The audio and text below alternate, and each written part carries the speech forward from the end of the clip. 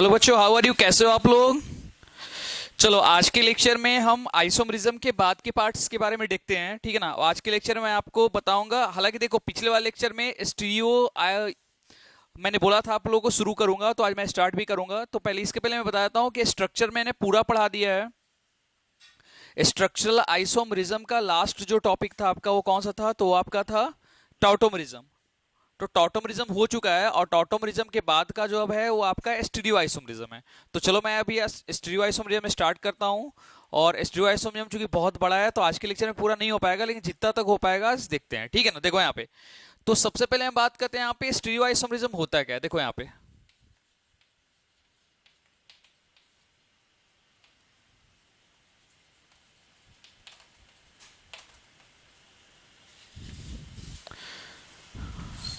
देखो stereo isomerism है क्या, पहले ये ध्यान रखना। Organic compound having this same formula, same molecular formula, but in the given space compound exist different structures. यानी कहने का मतलब ये हुआ कि ऑर्गेनिक कंपाउंड जिसका मॉलिक्यूलर फॉर्मूला तो वही है, लेकिन जो स्पेस दिया हुआ है पार्टिकुलर, जिसके हर एक कंपाउंड के लिए एक स्पेस होता है, उस स्पेस में वो स्ट्रक्चर अपना दिखाता है। जिसकी अगर मैं बात करूं यहाँ पे, तो CH4 का आपने केमिकल बॉन्डिंग पढ़ा होगा कि CH4 का जो स्ट्रक्चर होता है बच्चों वो कैसा होता है? टेट्राहेड्रल होता है। तो मान लो कि टेट्राहेड्रल में हमने कोई कंपाउंड लिया है, तो कंपाउंड में है तो उसका स्ट्रक्चर ज्योमेट्री क्या है? उसकी टेट्राहेड्रल है, लेकिन उसमें उसके अरेंजमेंट जो है वो अलग अलग मैंने कर दिया उसके एटम्स का। तो कहने का मतलब क्या, अरेंजमेंट करने से अलग अलग स्ट्रक्चर्स उसके बनेंगे। बनेंगे, हाँ या ना बोलो। तो क्या, तो स्टीरियोआइसोमरिज्म है क्या यहाँ पे? तो organic compound having the same molecular formula but compound exist different structures due to the different arrangement of atom in the given space. यानी कि जो स्पेस दिया उसमें वो अलग अलग स्ट्रक्चर्स दिखाएंगे। अब देखो यहाँ पे मैं इसको समझाने के लिए मैं पहले आपको एक एग्जांपल से समझाता हूँ। देखो यहाँ पे हमारे पास बच्चों एक कंपाउंड है। देखो यहाँ पे ये है, ऊपर में CH3 है, यहाँ पे H है, यहाँ पे Br है, और यहाँ पे हमारा क्या है बच्चों? यहाँ पे Cl है, मान लो, ठीक है। अब देखो यहाँ पे अगर बेसिकली देखो मैं यहाँ पे, तो क्या है, अगर इसके स्ट्रक्चर की बात हो तो इसका स्ट्रक्चर कैसा बच्चों? तो इसका स्ट्रक्चर टेट्राहेड्रल है ना? बोलो, है टेट्राहेड्रल है। अब देखो आप यहाँ पे, तो ये टेट्राहेड्रल स्ट्रक्चर है यहाँ पे, और इसमें क्या है? CH3H Br और ये Cl है। अब बताओ यहाँ पे इसमें मैं ऐसा करूं क्या इसको, कि इसको मैं थोड़ा चेंज करता हूं। देखो यहाँ पे मैंने क्या किया यहाँ पे कि CH3 को तो वही रखा, और एक यहाँ पे मैंने कर दिया Cl, इधर कर दिया क्या? इधर कर दिया, मान लो कि मैंने यहाँ पे H कर दिया, और यहाँ पे मैंने क्या कर दिया? Br कर दिया, सपोज मान लो। अब एक बार बताओ बच्चों यहाँ पे कि देखो, अब है क्या यहाँ पे? Cl को मैंने क्या किया? इधर साइड में कर दिया, Br को मैंने इधर साइड में कर दिया, H को इधर रख दिया, और CH3 को यहाँ रख दिया। तो कहने का मतलब बताओ, ये भी टेट्राहेड्रल, ये भी टेट्राहेड्रल, लेकिन टेट्राहेड्रल में दोनों में पोजीशन जो है किसका? हाइड्रोजन का या क्लोरीन का? क्लोरीन की पोजीशन क्या अलग अलग है? बताओ, हाँ है ना। तो कहने का मतलब ऐसे और भी स्ट्रक्चर बनेंगे, इसी के और भी स्ट्रक्चर। अगर मान लो कि मैंने Br को इधर रख दिया, बीच में रख दिया, बीच में Br है यहाँ पे, तो Br को मैंने क्या किया? इधर साइड में रख दिया, और Cl को इधर रख दिया बीच में। तो कहने का मतलब और भी स्ट्रक्चर बन सकते हैं। तो कहने का मतलब है स्टीरियोआइसोमरिज्म होता क्या है?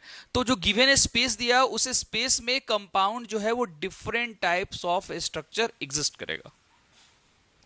तो उसी को हम क्या बोलते हैं बच्चों? स्टीरियोआइसोमरिज्म। क्या बोलते हैं हम? स्टीरियोआइसोमरिज्म। यानी कि organic compound having the same molecular formula but in the given space compound exist different types of structures. Such types of compounds are called stereomers and phenomenon is called stereoisomerism. Clear है यहां तक? चलो आगे बढ़ते हैं। अब देखो बच्चों यहाँ पे बेसिकली देखा जाए यहाँ पे, तो स्टीरियो आइसोमरिज्म को बच्चों बेसिकली यहाँ पे दो पार्ट में क्लासिफाई किया गया। कितने पार्ट में क्लासिफाई किया बच्चों? दो पार्ट में क्लासिफाई किया गया। अब ये दो पार्ट कौन कौन से हैं? तो देखो यहाँ पे ये आपका है ज्योमेट्रिकल आइसोमरिज्म, और एक आपका होता है, हालांकि एक और भी है। टोटल अगर कुल मिला के देखा जाए, टोटल देखा जाए तो 3 है यहाँ पे। अगर इसको अच्छे से देखें यहाँ पे बताएं तो 3 है। तो 3 कौन कौन से हो गए? जिसकी 10th क्लास में आपने पढ़ा होगा 2 ही है, लेकिन अगर 11th क्लास की बात करें IIT JEE के बाद, तो 3 टोटल पढ़ने हैं हम लोग को। कौन सा 3 है? देखो यहाँ पे, तो तीसरा आपका देखो यहाँ पे ये हो जाएगा, पहला हो गया ज्योमेट्रिकल, दूसरा हो गया आपका ऑप्टिकल, और तीसरा जो आपका हो जाएगा वो कौन सा हो जाएगा? ये आपका हो जाएगा यहाँ पे कन्फर्मेशन।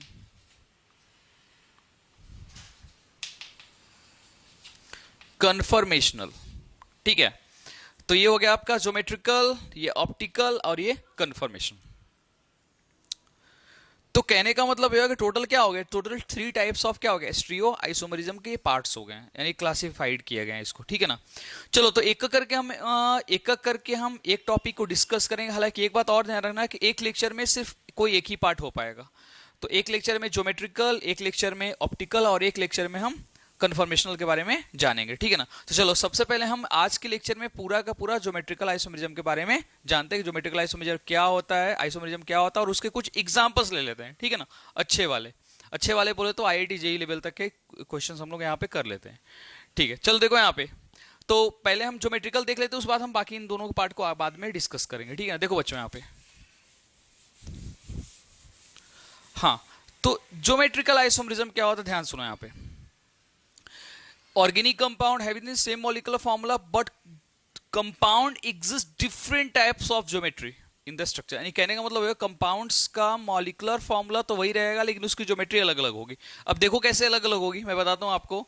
देखो आपने पढ़ा होगा ये C4H8, क्या बोलते हैं इसको बच्चों, दिस इज कॉल्ड ब्यूटीन। क्या बोलते हैं हम यहाँ पे, ब्यूटीन इसको बोलते हैं। क्या बोलते हैं, ब्यूटीन। C4H को क्या बोलते हैं, ब्यूटीन। अब देखो यहाँ पे ब्यूटीन के बारे में अगर मैं बोलूं यहाँ पे, तो देखो ब्यूटीन में क्या होता है यहाँ पे 1 2 CH3 CH3 H H। अब देखो यहाँ पे ये क्या, यहाँ पे C double bond C CH3, यहां पे भी क्या हो गया आपका CH3, इधर H इधर H। एक बात बताओ बच्चों यहाँ पे, अगर मैं काउंट करूं, चूंकि लॉन्गेस्ट चेन सिलेक्ट करते पता ना आपको, तो 1 2 3 4 टोटल कार्बन है 4, बीच में डबल बॉन्ड है, और डबल बॉन्ड का पोजीशन क्या यहाँ पे, सेकंड। तो इसको क्या बोलते हैं, 2 ब्यूटीन। क्या बोलते हैं हम, 2 ब्यूटीन के नाम से जानते हैं। अब अगर मैं इसकी बात करूं यहाँ पे, इधर भी देखो यहाँ पे 1 2 3 4 सेकंड कार्बन वाला डबल बॉन्ड, इसको भी हम क्या बोलते हैं बच्चों, 2 ब्यूटीन के नाम से जानते हैं। अब एक बात मुझे बताओ, बहुत क्लियरली बताना है यहाँ पे कि ये भी 2 ब्यूटीन है, ये भी 2 ब्यूटीन है, दोनों में डिफरेंस क्या है ये बता दो। तो बच्चों दोनों में डिफरेंस ये है कि देखो यहाँ पे, इसमें आप क्या देख रहे हो कि यहाँ पे दोनों CH3 जो एक ही लाइन में है और दोनों H एक साथ है, जबकि इसमें CH3 के अक्रॉस है, HH अक्रॉस है अक्रॉस, हाँ या ना। तो देखो मेरी बात ध्यान सुनना, जब दोनों CH3 या कोई भी मान लो कि क्लोरीन रहता, ब्रोमीन, फ्लोरीन, हाइड्रोजन, कोई भी अगर मान लो कि दोनों, अगर कोई भी दो सिमिलर एटम्स और ग्रुप अगर एक साथ हैं, टुगेदर हैं, तो इसको हम क्या बोलते हैं यहाँ पे, this is called cis form. क्या बोलते हैं यहाँ पे, सीस फॉर्म। क्या बोलते हैं यहाँ पे, सीस फॉर्म। और अगर मान लो कि कोई अगर अक्रॉस है, जैसे देखो यहाँ पे ये CH3 के अक्रॉस है, ये H इस H के अक्रॉस है, तो इसको हम क्या बोलते हैं बच्चों, ट्रांसफॉर्म। क्या बोलते हैं हम, ट्रांसफॉर्म। अब देखो यहाँ पे, तो सीस फॉर्म और ट्रांसफॉर्म, तो ये क्या हो, इनका नाम हो गया यहाँ पे। अब दोनों की ज्योमेट्री अलग अलग है ना। एक में क्या हो रहा है, ऐसा ऐसा आ जा रहा है यहाँ पे, HH एक साथ, CH3 दूसरे में क्या हो रहा है, अक्रॉस, यानी कि CH3 के अक्रॉस है, HH के अक्रॉस है। तो ज्योमेट्री डिफरेंस है कि नहीं बताओ, जबकि दोनों का मॉलिकुलर फॉर्मूला वही है। अगर आप काउंट करोगे तो C4H8 ही आएगा दोनों में। दोनों का नाम भी एक है, लेकिन नाम एक होने के बाद भी दोनों का ज्योमेट्री अलग अलग होने के कारण इनके नाम में थोड़ा सा चेंज गया यहाँ पे, सीस और ट्रांस का। तो ये पहले वाले को क्या बोलेंगे बच्चों, सीस, दूसरे को क्या बोलेंगे, ट्रांस। चलो एक आध दो एग्जांपल और देख लेते हैं हम। ठीक है, चलो आगे हम और एक दो एग्जांपल और देख लेते हैं बच्चों। देखो यहां पे ध्यान से,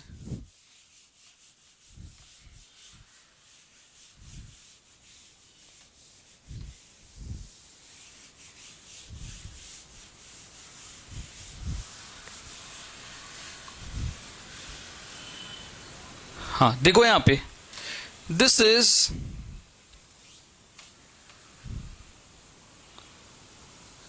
CH3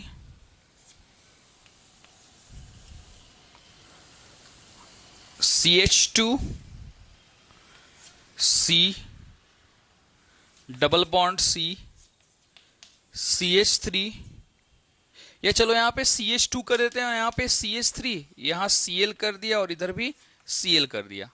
अब बताओ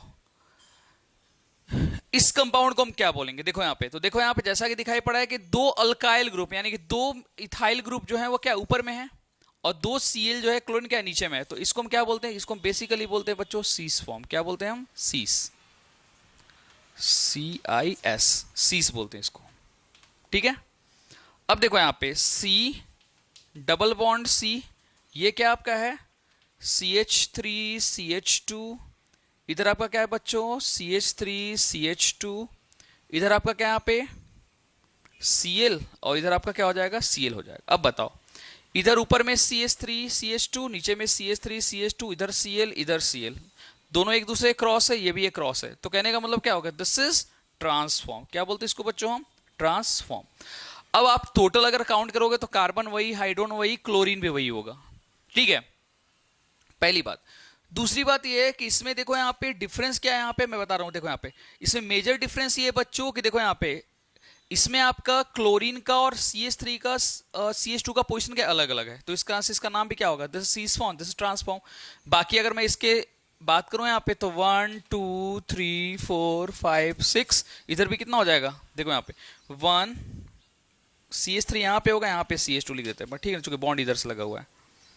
चलो तो ये क्या हो जाएगा 1 2 3 4 CH2 CH3 इधर होगा, ठीक है ना, क्योंकि इधर से बॉन्ड बॉन्ड ज्यादा हो जाएंगे। तो 1 2 3 4 5 6, टोटल कार्बन 6 है, 2 क्लोरीन है, तो इसका देखो यहाँ पे 2 कॉम क्या हो जाएगा 1 2 3 कॉमा 4 डाई क्लोरो क्या हो जाएगा, हेक्स 3 हो जाएगा, इसका नाम क्या हो जाएगा, एक बार फिर सुन लो यहाँ पे 1 2 3 4 5 6 क्या हो जाएगा 3 कॉमा 4 डाई क्लोरो हेक्स 3 के बाद डबल बॉन्ड, तो क्या हो जाएगा 3 हो जाएगा। तो नाम क्या है, नाम भी एक ही होगा, सिर्फ सीस और ट्रांस का डिफरेंस। सीस का मतलब क्या, अगर दोनों अक्रॉस एक साथ रहेगा तो सीस, और दोनों अगर एक दूसरे अक्रॉस रहा ऐसे, तो ये क्या कहलाएगा, ट्रांस कहलाएगा। ठीक है, चलो आगे बढ़ते हैं हम।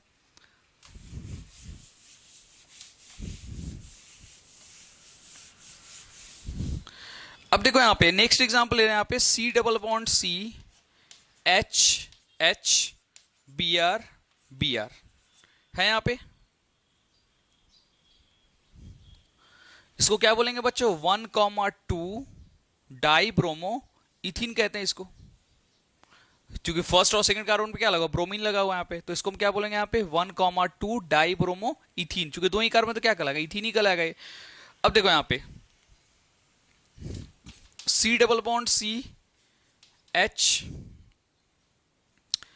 H Br Br, अब बताओ इसमें क्या डिफरेंस है बताओ, तो डिफरेंस आपको ये दिखाई पड़ा है यहाँ पे कि H दोनों साथ में है, Br Br क्या है यहाँ पे अलग अलग है, this is called cis form and this is called cross cross, तो ये क्या कहलाएगा, ट्रांसफॉर्म कहलाएगा। ठीक है बच्चों, तो ये सीस आपका हो गया, ट्रांस आपका हो गया, बस इतना का डिफरेंस है दोनों में। चलो आगे बढ़ते हैं। अब आगे बढ़े यहाँ पे, तो देखो अब मैं आपको यहाँ पे एक बात बताता हूँ, यहाँ पे एक ध्यान सुनना। अब बहुत सारे स्टूडेंट्स हमारे ये भी सोचेंगे सर तो डिफरेंस क्या हुआ यहाँ पे, है ना क्वेश्चन, तो देखो डिफरेंस यहाँ पे होगा, देखो सीस और ट्रांस में डिफरेंस ये हुआ कि देखो दोनों के फिजिकल प्रॉपर्टी में काफी डिफरेंस हो जाता है। क्योंकि देखो केमिकल प्रॉपर्टी की बात है तो किसी भी कंपाउंड की केमिकल प्रॉपर्टी उसके फंक्शनल ग्रुप पे डिपेंड करती है, तो ये तो बात कंफर्म हो गया कि दोनों में फंक्शन ग्रुप अल्कीन है, तो अल्कीन फंक्शन ग्रुप होने के कारण दोनों की केमिकल कैरेक्टरिस्टिक वही होंगे, लेकिन फिजिकल कैरेक्टरिस्टिक पे इफेक्ट आएगा। फिजिकल प्रॉपर्टी पे क्या इफेक्ट आएगा, देखो मैं बताता हूँ, मेल्टिंग पॉइंट, बॉइलिंग पॉइंट, उसके बाद फिर क्या, स्टेबिलिटी, सबसे इंपॉर्टेंट स्टेबिलिटी है। तो सी से कई गुना ज्यादा स्टेबल ट्रांस होता है, अब ध्यान रखना, नोट कर लो इसको, trans is more stable than cis. कई बार क्वेश्चन आता है यहाँ पे, आपको कंपाउंड दे देगा 4, आप पूछे बताओ सबसे ज्यादा स्टेबल कौन सा होता है, तो आपको ये देखना है कि कंपाउंड जो गिवन है वो सीस के फॉर्म में या ट्रांस के, अगर ट्रांस के फॉर्म में तो उसकी स्टेबिलिटी सबसे ज्यादा होगी, और अगर सीस के फॉर्म में तो उसकी स्टेबिलिटी क्या होगी, कम होगी। किसके कंपेयर में, ट्रांस के कंपेयर में। तो अब एक बात हो, तो मेल्टिंग पॉइंट और बॉइलिंग पॉइंट पे इफेक्ट ये पड़ेगा कि boiling point, melting point of trans is more than cis, तो सीधी सी बात है, जब स्टेबिलिटी किसकी ज्यादा है, सबसे ज्यादा स्टेबल कौन सा है, सबसे ज्यादा स्टेबल जो है वो ट्रांस है, तो ट्रांस का क्या होगा, बॉइलिंग पॉइंट भी क्या होगा, ज्यादा होगा, किससे, सीस के कंपेयर में।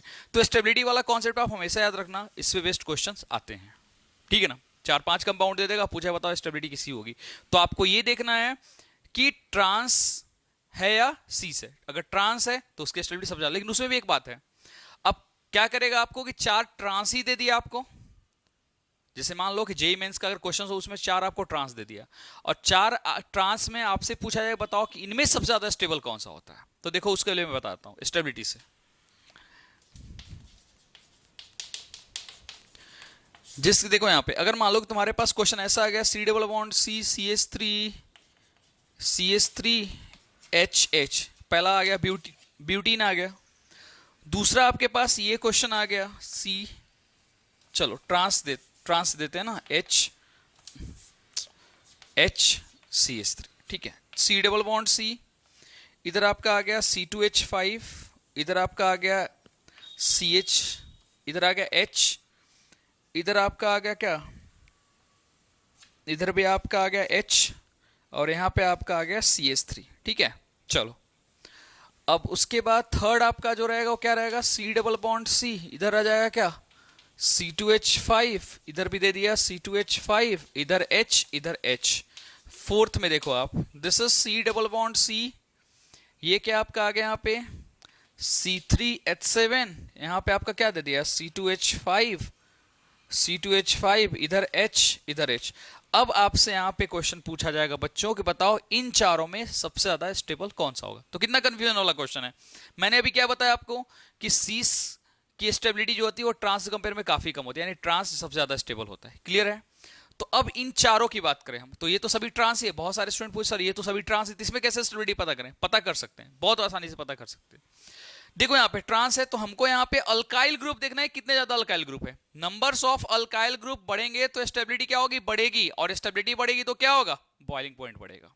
नोट कर लो इस चीज को, मेल्टिंग पॉइंट बढ़ेगा। समझ रहे हो मैं क्या बोल रहा हूं। ध्यान एक बार फिर सुनो यहाँ पे, if number of alkyl groups are increases the stability of trans will be also increases. तो बहुत कंफ्यूजन होने की जरूरत बिल्कुल नहीं है। आपको सिर्फ क्या करना है यहाँ पे, आपको सिर्फ अल्काइल ग्रुप चेक करना है किसमें ज्यादा है। जिसमें सबसे ज्यादा अल्काइल ग्रुप है उसकी स्टेबिलिटी क्या होगी, सबसे ज्यादा होगी। किसमें ज्यादा होगी, ट्रांस में, अगर सभी ट्रांस है तो।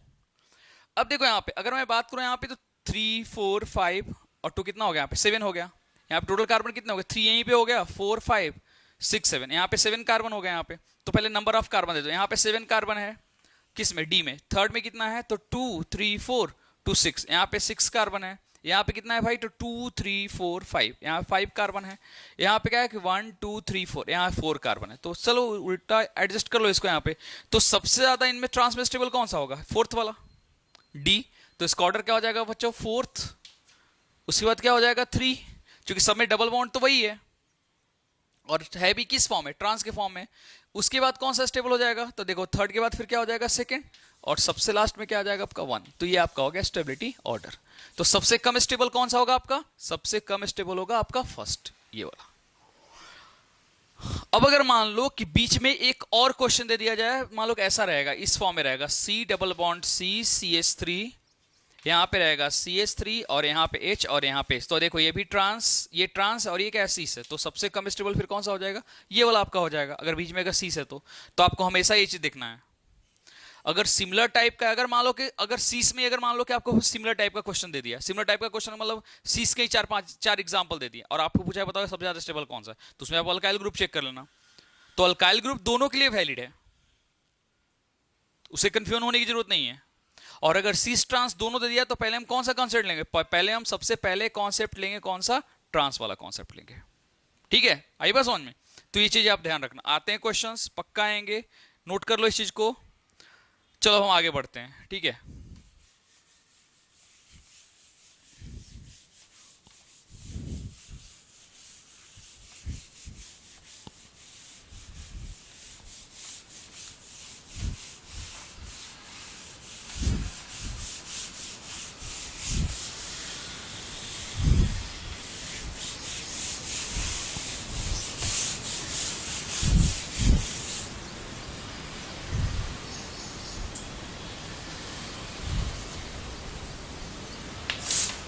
चलो अब आगे बढ़े हम, तो आगे बात करते हैं यहाँ पे स्टीरियो आइसोमरिज्म का, ज्योमेट्री का आगे वाला पार्ट, ज्योमेट्रिकल आइसोमरिज्म का।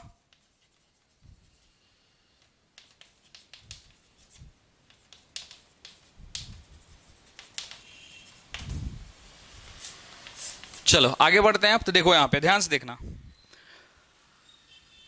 अब आपका सीस ट्रांस को ही आगे चल करके तीन साइंटिस्ट, कौन कौन से, तीन साइंटिस्टों ने मिलकर के आगे इसको डेवलप किया, डेवलप करने का काम किया, किसको, सीस और ट्रांस को। वो तीन साइंटिस्ट कौन कौन से नोट कर लो आप। एक का नाम था कान, दूसरे का नाम था इनगोल्ड, और तीसरे का नाम था प्रेलॉग। ये तीन साइंटिस्ट थे, तीन लोग थे। देखो नोट कर लो आप यहां पे, एक का नाम था कान, दूसरे का नाम था इनगोल्ड और तीसरे का नाम था प्रेलॉग। इन तीनों साइंटिस्ट ने सीस और ट्रांस को मॉडिफाई करके उसको क्या इजेड में कन्वर्ट किया। अब ये इजेड क्या होता है मैं बता रहा हूं यहां पे, इसलिए इसको हम इस कॉन्सेप्ट, जो मैं कॉन्सेप्ट बताना उसको हम क्या बोलते हैं, सीआईपी रूल बोलते हैं। क्या बोलते हैं, सी आई पी रूल के नाम से जानते हैं यहाँ पे। अब ये सीआईपी रूल होता है क्या है बच्चों, ध्यान से देखना है यहाँ पे। सीआईपी रूल नोट कर लो यहाँ पे। सीआईपी क्या है, सीआईपी एक्चुअल में तीन साइंटिस्टों के नाम के शॉर्ट फॉर्म है, सीआईपी, कान, इनगोल्ड एंड प्रेलॉग। अब सीआईपी रूल से हम क्या करते हैं यहाँ पे, सीस ट्रांस ना लिख करके कंपाउंड्स को हम ई और जेड के नाम से जानते हैं। अब कैसे जानते हैं, सुनो यहाँ पे। सपोज बच्चों मान लो कि हमारे पास एक ऐसा कंपाउंड है, C double bond C, H Cl, यहां पे आपका H है और यहां पे आपका Cl है।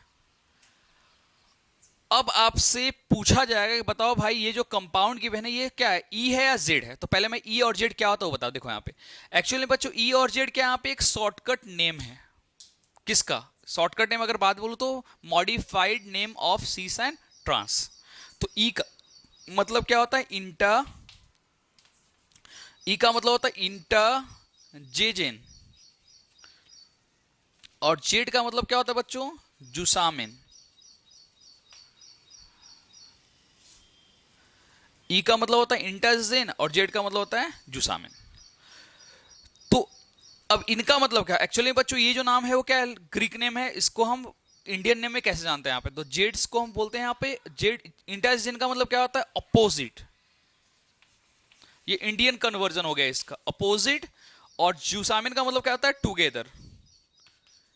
अब देखो यहां पे नोट कर लो आप इन चीजों को, आगे आपको बहुत काम आएगा। अब देखो यहां पे, तो अब ये तो समझिएगा अपोजिट मतलब क्या हो गया, यानी कि trans form is E form and cis form is Z form. Note कर लो यहां, फिर से एक बार बोलता हूं यहां पे, जो अभी हमने जस्ट पढ़ा है यहां पे सिस और ट्रांस, तो ट्रांस क्या होगा, ई हो जाएगा इंटरजिन, यानी कि अपोजिट बोल रहे हैं यहां पे नाम।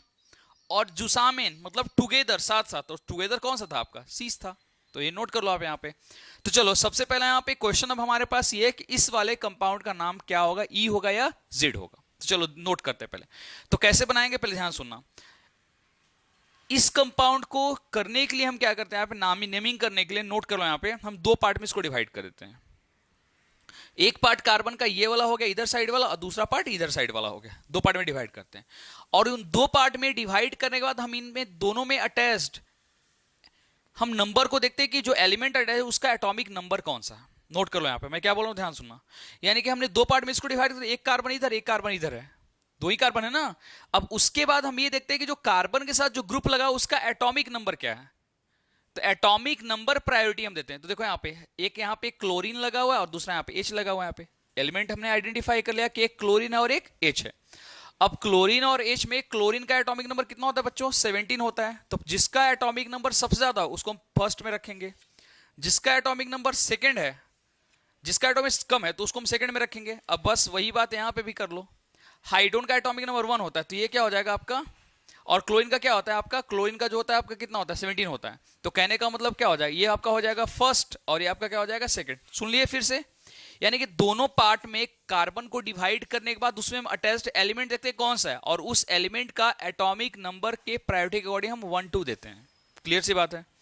मैंने यहाँ पे क्लोरीन को 1 क्यों किया, क्योंकि हाइड्रोजन और क्लोरीन में अगर कंपेयर किया मैंने तो क्लोरीन का एटॉमिक नंबर कितना था, 17 था, जबकि हाइड्रोजन का 1 था। तो ये फर्स्ट हो गया, ये सेकंड हो गया। वही बात है यहाँ पे, फर्स्ट और सेकंड।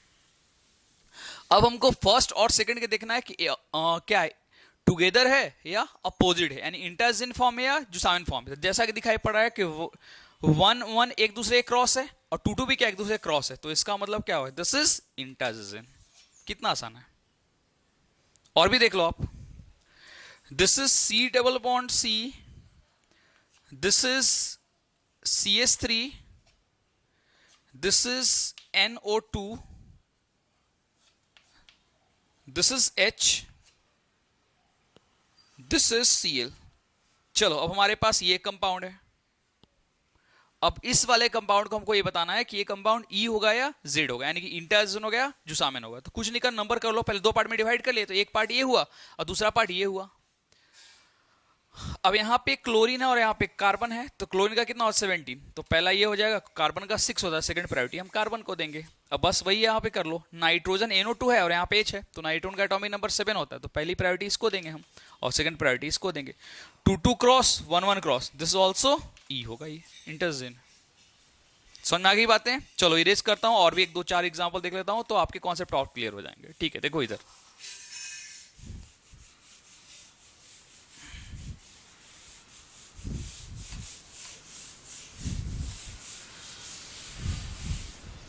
चलो अब देखो यहां पे, अब हमारे पास कुछ और कंपाउंड है, C double bond C, CH3, ये आपका है Cl, this is Br, this is NO, this is I।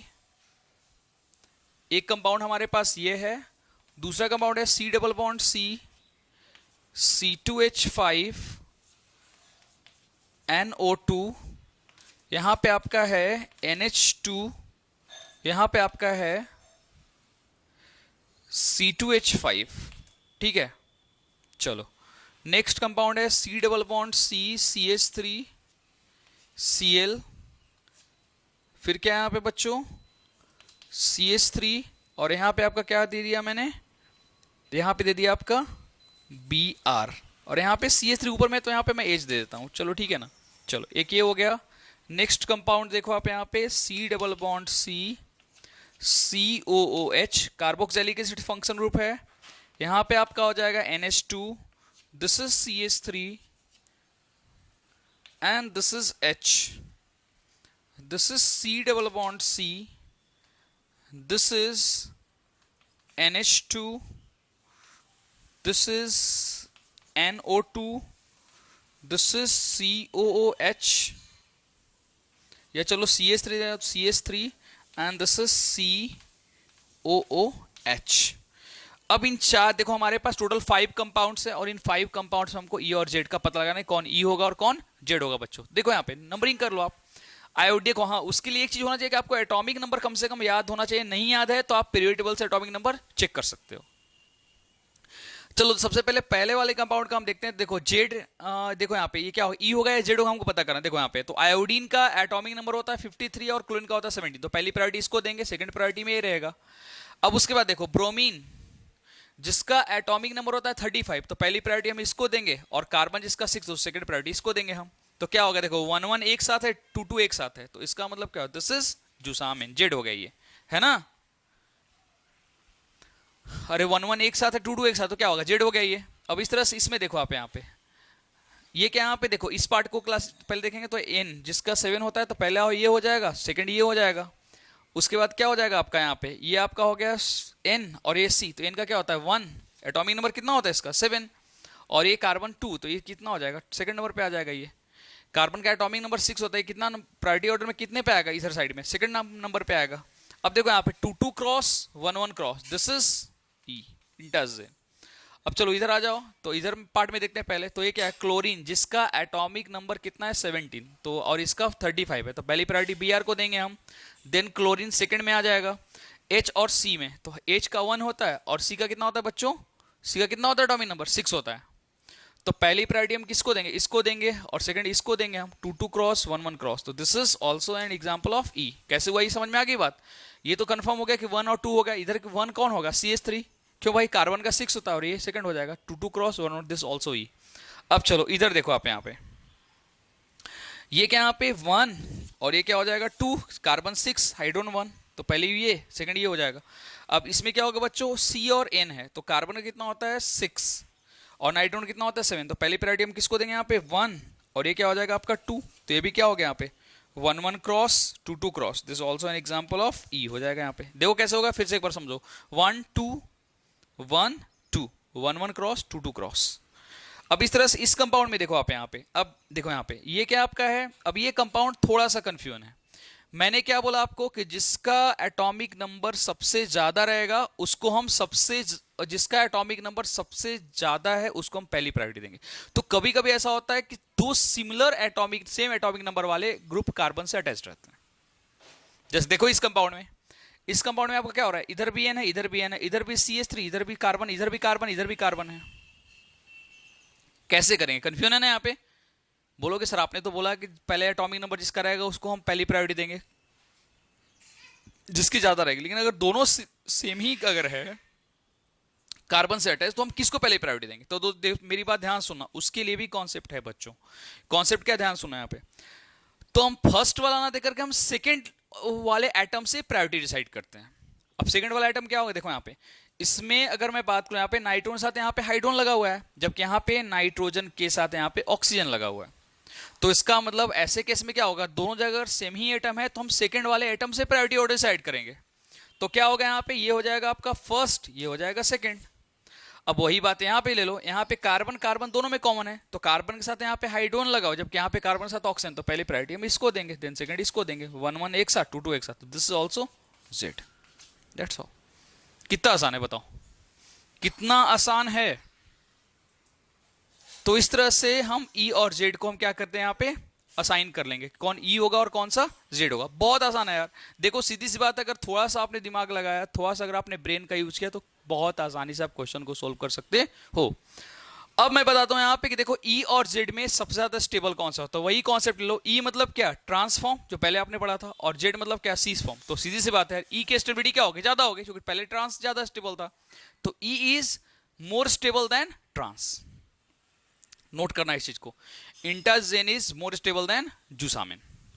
और इससे रिलेटेड क्वेश्चंस आते हैं, इसमें कोई डाउट नहीं है, बिल्कुल आते हैं क्वेश्चन। तो आपको कुछ नहीं करना, आपको सिर्फ दोनों पार्ट में डिवाइड कर लेना है, और पार्ट में डिवाइड करने के बाद आपको प्रायोरिटी ऑर्डर देख करके आपको ई और जेड लिख लेना है कि कौन ई होगा और कौन जेड होगा। क्लियर सी बात है। एक और एग्जाम्पल दे, उसके बाद मैं कुछ होमवर्क दे दूंगा आपको बनाने के लिए, ठीक है ना। देखो इधर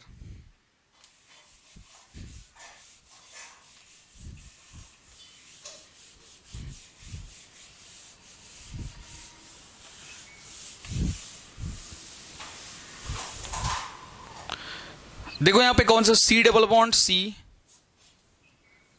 और ये क्या है यहाँ पे लगा हुआ C6H5, ये क्या आपका यहाँ पे है SO3H, this is called sulphonic acid. इसको हम क्या बोलते हैं बच्चों, this is called sulphonic acid. And ये क्या आपका हो गया यहाँ पे COOH, और ये क्या हो गया यहाँ पे बच्चों, दिस इज CH2CH2CH3। अब आपको ये बताना है कि दिस इज ई फॉर्म और जेड फॉर्म। वही फिर से वही बात देख लो, यहाँ पे सल्फर है, यहाँ पे कार्बन है, तो ये हो जाएगा आपका क्या फर्स्ट, ये हो जाएगा सेकंड। इधर की दोनों की बात करें, देखो यहाँ फिर से क्या है, यहाँ पे कार्बन है, यहाँ पे कार्बन है, दोनों कॉमन है, तो ऑक्सीजन होने के कारण पहले इसको हम पहली प्रायोरिटी देंगे, तो ये क्या हो जाएगा फर्स्ट, और ये हो जाएगा आपका सेकंड। तो ये क्या हो जाएगा 1 1 cross 2 2 cross, this is E, also example of E. तो आई थिंक मुझे लगता है कि 6 7 एग्जाम्पल 8 एग्जाम्पल देने के बाद मुझे लगता है कि आपके कॉन्सेप्ट जो है वो क्लियर हो चुके होंगे। अब मैं आपको होमवर्क देता हूं घर से बनाने के लिए, जो कि आपको क्वेश्चन सोल्व करके आने हैं और आप बना लोगे, ठीक है ना। चलो मैं होमवर्क देता हूं बनाने के लिए, ठीक है। देखो नोट कर लो आप, नोट कर लो आप इसको और बना लेना।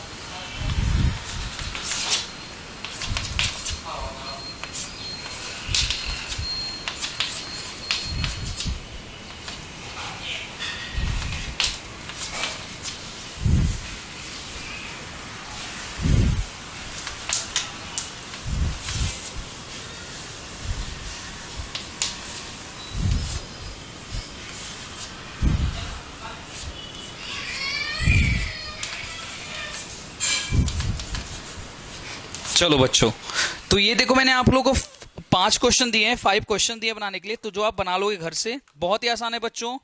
इन 5 क्वेश्चंस को आप घर से बना करके आना और मुझे बताना। कोई भी अगर डिफिकल्टी होगी तो मुझे बताना आप। ये बहुत ही आसान है। आपको सिर्फ यहाँ पे क्या करना है, आपको सिर्फ नोमेनक्लेचर करना है यहाँ पे ई और जेड, कि कौन सा कंपाउंड ई होगा और कौन सा कंपाउंड जेड होगा। तो आज का लेक्चर बहुत ही इंपॉर्टेंट है। ज्योमेट्रिकल आइसोमेरिज्म आपने समझा कि ज्योमेट्रिकल आइसोमेरिज्म क्या होता है, और आपने साथ ही साथ सीआईपी रूल समझा कि सीआईपी रूल होता है क्या और स्टेबिलिटी कैसा पता करते हैं। ठीक है ना। तो आपको इसमें दो चीज फाइंड करके आना है। एक तो आपका इसको नोमेनक्लेचर बनाना है, और दूसरा आपको इसमें ये भी फाइंड करना है आपको यहाँ पे कि इसमें स्टेबिलिटी किसका ज्यादा होगा। ठीक है ना। चलो, तो ये क्वेश्चन आपको बनाने हैं घर से। आप बना करके आओगे, कोई प्रॉब्लम होगी तो मुझे बताना। ठीक है ना। चलो, आज के लेक्चर में इतना ही। नेक्स्ट लेक्चर में एक अगले वाले क्लास में हम ऑप्टिकल आइसोमेरिज्म देखेंगे। चलो, आज के लिए इतना ही। चलो, wish you all the best. ठीक है।